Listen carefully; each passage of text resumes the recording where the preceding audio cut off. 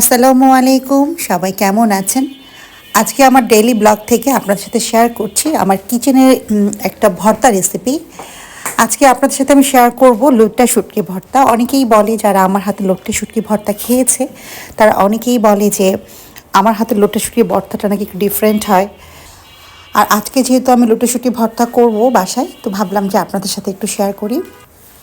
আমি কিন্তু প্রথমেই লইট্টা শুটকিটাকে ভালো করে গরম পানি দিয়ে ওয়াশ করে নিয়ে তারপর আমি এটাকে খুব ভালো করে অল্প আছে আমি টেলে নিয়েছি। এখন আমি এই যে লাল মরিচটা দেখতে পাচ্ছেন, আমি এই লাল মরিচ দিয়ে যেহেতু ভর্তাটা করব, এটাকে আমি কিন্তু অল্প অল্প আঁচ দিয়ে টেলে নিয়েছি। আর এই দেখেন আমার টেলে নেওয়ার পর লুকটা কেমন আসছে, এই যে দেখেন। আর আমি পেঁয়াজ আর রসুনও কিছু টেলে নিয়েছি। আর আমি এই পেঁয়াজ, রসুন, শুটকি এবং শুকনা মরিচ সব কিছুকেই কিন্তু আমি তেল ছাড়া টেলেছি। আমি তেল ছাড়াই ভর্তাটা করি, তো আমার কাছে অনেক মজা লাগে। এখন আমার এই যে বুয়া একটু হেল্প করছে আমাকে, কারণ আমি আসলে পাটায় পিষা, আমিও পিষি, কিন্তু বুয়া আসলে খুব ভালো করে মিহি করতে পারে, তো তা ভাবলাম বুয়াকে দিয়েই করে। বুয়া ভালোভাবে হাতটা ওয়াশ টাশ করেছে, আর বুয়ার এমনি পরিষ্কার। তো পাটায় ভর্তাটা করছি। আর আমি সব শুটকি, মরিচ আর পেঁয়াজ, রসুন সঙ্গে লবণ দিয়ে ভালো করে এটাকে মিহি করে নিব। তারপরে হয়ে যাবে আমার হচ্ছে পাটায় পিষা শুটকি ভর্তা।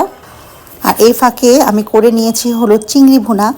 এই চিংড়ি ভুনাটা আমি করেছি হলো নারিকেলের দুধ, পেঁয়াজ, একটু রসুন বাটা আর হচ্ছে কাঁচামরিচ বেশি করে দিয়ে আমি চিংড়িটাকে ভুনা ভুনা করে নিয়েছি। আজকে আমার বাসার দুপুরে মেনুই হচ্ছে চিংড়ি ভুনা আর হলো শুটকি ভর্তা, একটু ডালও আছে। তো ডাল আসলে আমাদের বাসায় কেউ খেতে চায় না। তো এই হলো আজকে আমাদের খাবারের মেনু। তো আপনাদের খাবারে কী কী মেনু ছিল অবশ্যই কিন্তু কমেন্টস করে জানাবেন।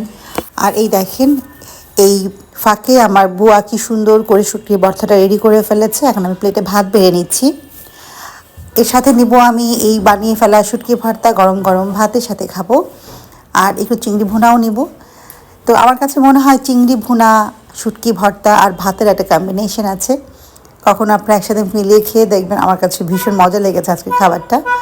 তো এই জন্য আপনাদের সাথে ভিডিও করে রেখেছি, শেয়ারও করলাম। আর আমার ভিডিওগুলো আপনাদের কাছে আসলে কেমন লাগছে, আমি আসলে কালকেই বলেছি আমি অনেক বেশি সময় দিতে পারছি না, এই জন্য আমার ডেইলি যে রান্নাগুলো আছে সেগুলো আপনাদের সাথে শেয়ার করছি।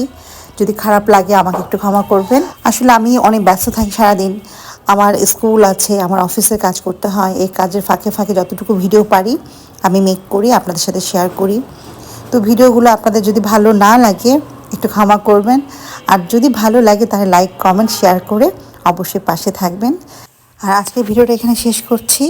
সবাই ভালো থাকবেন। আল্লাহ হাফেজ।